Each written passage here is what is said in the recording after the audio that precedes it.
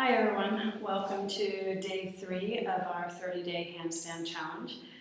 And I had a great question from a friend, and that was, why should we practice handstands?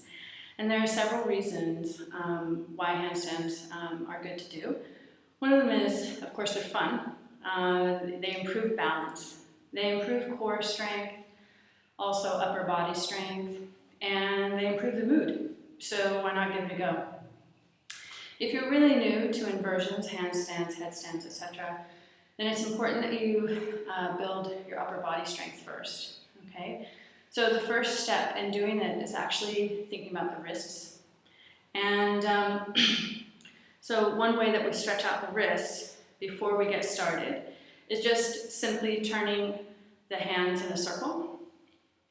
And what that does is get the synovial fluids going in the joints. Okay. The other thing that you can do is extend the arm forward and then bring the fingers back toward the body, just to your limits, okay? Do that for a few breaths and then alternate.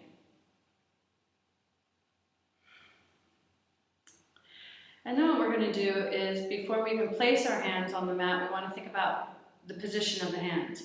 So it's really important that you extend the 5 fingers, okay, of each hand, and they need to be extended really nice and wide. The other thing is, you want equal pressure of the fingers on the mat. Okay, if you've been practicing and you have a bit of soreness in the wrists, one of the things that you should do right after you practice or in between postures is just shake out the wrists. Okay, and that helps. And you can shake it like this, and you can shake it up and down, and it looks really silly, but it actually really does alleviate a lot of the pain. The other thing that you'll want to do is you're going to take your mat. I've got 2 mats here, but I'll just show you with one. You're going to double it up, okay? And then place just the heel of the hand on the edge of the mat and the fingertips on the ground, and that alleviates some of the stress.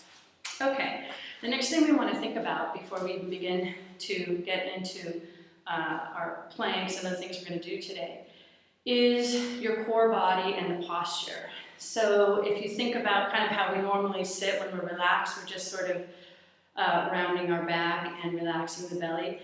And you want to engage not just through the belly, but through the whole core body.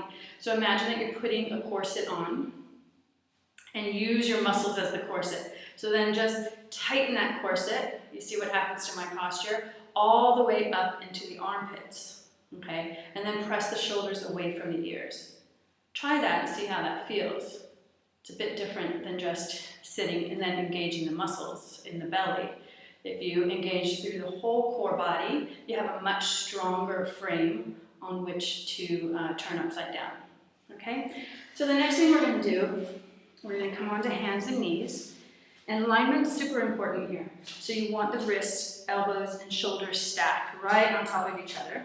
Again, fingertips spread nice and wide, the index fingers facing forward. Move the knees back just a tiny bit. Keep the shoulders over the hands, okay? And you'll feel it. So step 1 is like this, and just coming down, keep the elbows nice and close to the body, exhaling as you come down, inhaling as you come up. Okay, so you can try that a few times. Exhale down, inhale up. Okay. So if that's not a problem for you, and you want something a little more challenging, bring your toes into the mat and extend to plank. Now if you're in plank, the knees up, just press the heels away from the body. Imagine there's a wall behind you, you're trying to touch that wall. Engage through the abdominals and the thighs and the bum. On the exhalation, 2 choices. You can come down knees, chest and chin, bum in the air, elbows close to the body. Okay, that's one way to come up. As you inhale, you come into Cobra, Bhujangasana, pressing the shoulders away from the ears, elbows close to the body. Okay, other choice, in plank, again, press the heels away from the body, engage through that core body, imagine that corset, and then exhale down, straight down, and you can float, and then come up again. Okay, in between these, you can come into child's pose. So 2 choices for child's pose: legs together, arms by the sides with the palms up, forehead on the mat. The other option, open up the knees, bring the big toes together, bum onto the heels, extend the arms forward, and forehead on the mat. If your arms are extended forward, imagine that you're trying to reach something just beyond the fingertips. Feels really good on the arms.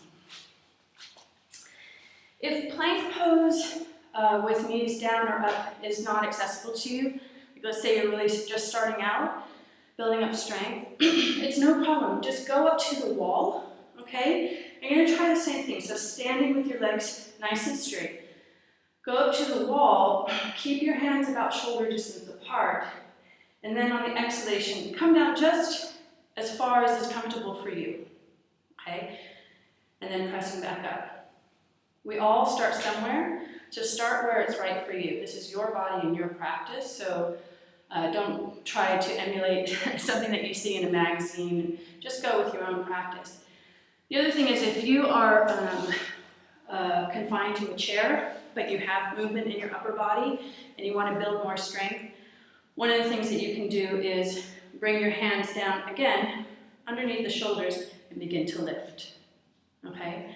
So little by little, find the practice that works best for you. And we're going to have fun with this whole journey. And I will tell you that inversions are very challenging for me. I've been practicing yoga for a long time, but I've really very carefully avoided inversions because they kind of scare me and I'm afraid of falling. So this is a journey that we're all taking together, and I appreciate you guys being here with me. So I hope to see your photos and everything on Facebook and videos of your journey on this 30-day challenge.